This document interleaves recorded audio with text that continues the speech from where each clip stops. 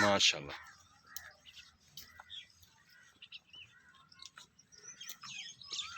ये 8 तो 10 दिन लै जाएगी माशाल्लाह।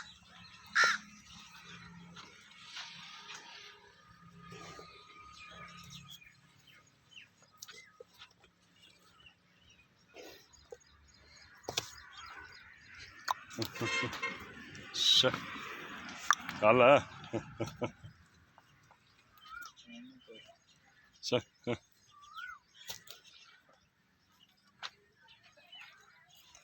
ये 8-10 दिन लै जाएगी माशाल्लाह जी। बड़े प्यारा थान आ देखो जी माशाल्लाह कमाल कर देगी मज वक्कन वाला। पुछे फड़ी माशाल्लाह जी कमाल कर देगी। अब देखो दोस्तों खानदानी मझां दा कम हुंदे ने माशाल्लाह। तोली माड़ा जा और दोस्तों तारीफ मेरे सोने मालक दी है। कच्ची मझ वीडियो बनानी नहीं सी लेकिन दोस्तों का शौक करा दी। अगला शौक रखता है राबता कर लवे। Phone number 0344 69 80 676। व्हाट्सएप बनी।